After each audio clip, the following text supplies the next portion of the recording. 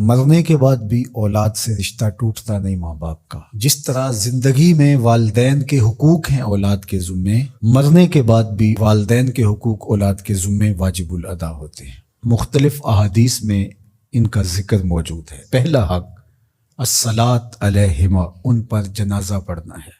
تجہیز و تکفین تدفین اس کے زمرے میں آتی ہے۔ وہ اولاد خوش نصیب ہے جو اپنے ماں باپ کا یہ حق ادا کر پاتی ہے، ورنہ ایسے بد نصیب لوگ بھی ہیں جنہیں جنازہ آتا نہیں ہوتا اور ساری زندگی لوگوں کے جنازوں میں جا کے رسم ادا کر کے آ جاتے ہیں، اور جب اپنے ماں باپ انتقال کر گئے تو یہ دھوکہ پھر ان کے ساتھ بھی انہیں کرنا ہوتا ہے۔ تو وہ کیا سوچ رہے ہوں گے کہ یہ ماں باپ کے مرنے کے بعد ان کا پہلا حق تھا جو ہم نے ادا نہیں کیا۔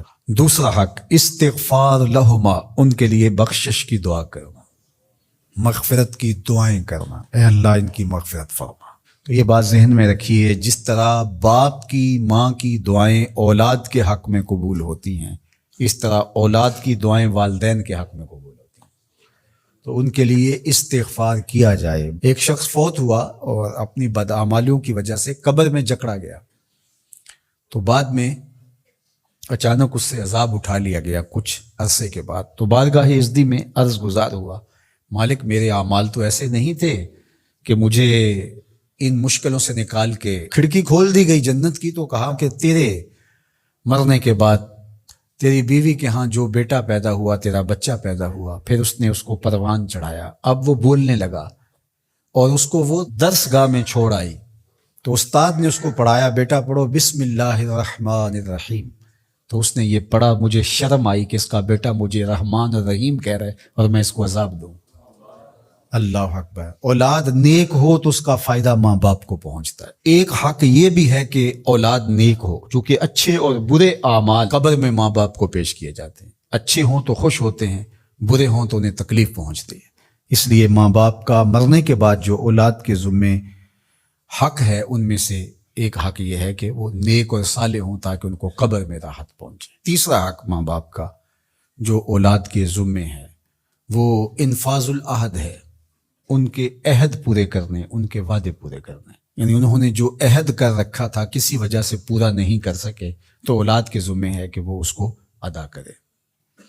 وہ عہد اللہ سے بھی ہو سکتا ہے اور اللہ کی مخلوق سے بھی ہو سکتا ہے۔ اللہ سے کوئی منت مانی تھی، پوری نہیں کر سکے، اسی طرح مخلوق کے ساتھ کوئی وعدہ تھا، اس وعدے کی تکمیل نہیں ہو سکی تھی تو ان وعدوں کو پورا کرے۔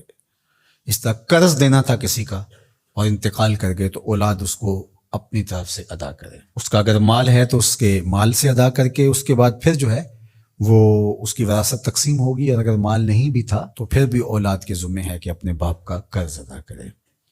اور یہ اگر جنازہ پڑھنے سے پہلے کر دیا جائے تو یہ سب سے اچھا اور سب سے بہتر ہے۔ ایک تو یہ ہے کہ انہوں نے جو وعدے کر رکھے تھے، ان کے جو عہد تھے وہ پورے کرے، لیکن اس کے زمرے کے اندر وہ واجب کی سطح تک تو نہیں ہے، لیکن ان کے حقوق میں سے ہے کہ ان کے معمولات خیر کو جاری رکھے۔ یعنی جو وہ اچھے کام کرتے تھے، غریبوں کی مدد کرتے تھے، لوگوں کو کھانا کھلاتے تھے، اپنے علاقے کی مساجد کی ذمہ داریاں لیے ہوئے تھے، مدارس کی ذمہ داریاں لیے ہوئے تھے، غرباء کے علاج معالجے کی ذمہ داریاں لیے ہوئے تھے، اس طرح اور رفاعی ذمہ داریاں اپنے ذمہ انہوں نے لے رکھی تھی، تو ان کے انتقال کے بعد اگر صلاحیت اور حالت مالی ایسی ہو تو اولاد کو اس تسلسل کو ٹوٹنے نہیں دینا چاہیے، کہ یہ نہیں ہے کہ اب والد صاحب چلے گئے، ماں چلی گئی تو غریب رشتہ دار جو پردے سے ان کی مدد ہوتی تھی یا ان کے گھر کا چولہا جلتا تھا، تو ماں کے جانے کے بعد اب اولاد کہے کہ یہ آپ کا اور اس کا تعلق تھا، وہ چلی گئی تو کام ختم نہیں۔ اس معمول کو جاری رکھیں، قبر میں ماں کی روح خوش ہوگی، روح بھی خوش ہوگی، اور اس کا اجر آپ کو بھی ملے گا اور برابر اتنا ہی اجر آپ کے ماں باپ کو بھی قبر میں ملے گا، اس لیے کہ اس کار خیر کو شروع انہوں نے کر رکھا تھا۔ تو جو معمولات خیر ہیں ماں باپ کے، ان کو جاری رکھا جائے۔ چوتھا حق ماں باپ کا مرنے کے بعد جو اولاد کے ذمہ عائد ہوتا ہے وہ ہے بر الاصدقاء، حسن سلوک کرنا باپ کے دوستوں کے ساتھ اور ماں کی سہیلیوں کے ساتھ۔